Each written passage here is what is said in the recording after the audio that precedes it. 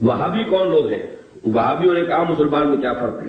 دیکھیے، وہابی کا لفظ بطور گالی استعمال کیا جاتا ہے، جیسے جماعت اسلامی کے لوگوں کو لوگ مودودیہ کہہ دیتے ہیں۔ تو اول تو یہ لفظ کسی شکل میں بھی زبان پہ نہیں لانا چاہیے، کبھی استعارتاً کسی شخص کو معین کر کے نہیں کہنا چاہیے کہ وہ وہابی ہے۔ یہ وہ یعنی توہین ہے جس سے کہ اللہ تعالیٰ نے روکا ہے۔ لیکن وہ کون لوگ ہیں جنہیں وہابی کہا جاتا ہے؟ نجد میں آج سے تقریباً 250 سال پہلے ایک شخصیت پیدا ہوئی، محمد ابن عبد الوہاب۔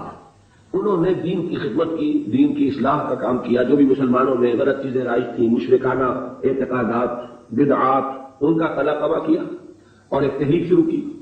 اس کا پھر وہ معاہدہ ہو گیا آل سعود کے ساتھ کہ آل سعود ایک ابھرتا ہوا قبیلہ تھا یہ، تو ان دونوں کا معاہدہ یہ ہو گیا کہ ہم مل جل کر کام کرتے ہیں، اگر حکومت کو ہم قائم کر لیں تو اس کی حکومت کا انتظام جو ہے دنیاوی وہ آل سعود کے پاس رہے گا، اور اس کے دینی معاملات جو ہے وہ آل شیخ کہلاتے ہیں، وہ اب شیخ محمد بن عبد الوہاب کے خاندان کے پاس۔ اس طرح یہ سعودی ڈائنیسٹی شروع ہوئی۔ پہلے نجد میں حکومت بنی، پھر انہوں نے حجاز کو بھی فتح کر دیا، تو حرمین شریفین بھی انہی کے زیر انتظام آ گئے۔ تو یہ جو ایک سلسلہ چلا ہے، تو اب ان میں محمد ابن عبد الوہاب رحمۃ اللہ علیہ نے جہاں بہت اچھے کام کیے، وہاں ایک پہلو ایسا بھی تھا جس میں اختلاف پیدا ہوا۔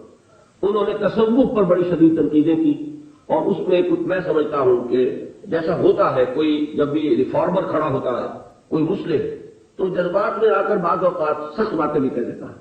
تو اس طرح کی کچھ باتیں بھی انہوں نے فرمائی ہیں۔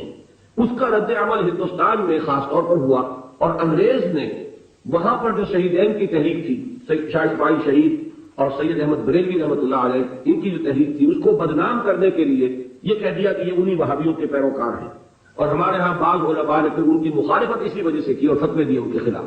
تو اب یہ لفظ جو ہمارے ہاں بریلوی مکتب فکر کہلاتا ہے، اس کی سب سے بڑی گالی ہے جو وہ دے دیتا ہے۔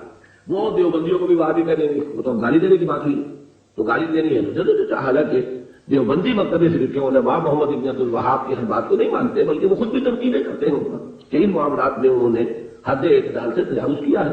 میں اس وقت فیصلہ نہیں کر رہا کون سی بات اور صحیح ہے یا نہیں، میں صرف بات آپ کو بتا رہا ہوں کہ دیوبندی علماء کو بھی ان سے کچھ اختلافات ہیں۔ ہاں، ہمارے ہاں جو اہل حدیث حضرات ہیں وہ ان کے خیال سے کلیتاً جو ہے وہ متفق ہیں۔ اب ہمارے ہاں کیا ہوتا ہے کہ جس کو بھی بدنام کرنا ہو عوام کی نگاہوں میں، اسے کہتے ہیں وہابی ہے، اس کا ایک لطیفہ بھی بیان ہوتا ہے۔ جبکہ ہندو بھی تھے، اور ہمارے پاکستان میں خوب کہتے ہیں کہ ایک جگہ پر کوئی بنیا تھا، وہ مولوی صاحب جو تھے وہ اس سے سودا لیتے رہتے تھے قرض پر۔ ایک موقع پہ آ کے بنیے نے کہہ دیا کہ مولوی صاحب اب آپ کو میں سودا مزید نہیں دوں گا، پہلا حساب چکا دیجیے۔ تو انہوں نے واز میں کہہ دیا کہ فلاں شخص سے شنکر لال سے سودا نہ لو مسلمانوں، وہ وہابی ہو گیا۔ لوگوں نے اس کا بائیکاٹ کر دیا، تو اس نے ہاتھ جوڑ دیا۔ تو وہابی کس معنی میں اب گالی کے طور پر لفظ استعمال ہو رہا ہے۔ اللہ تعالیٰ مجھے اور آپ کو اس سے بچائے۔ محمد ابن عبد الوہاب رحمۃ اللہ علیہ نے بہت کام اچھے کیے۔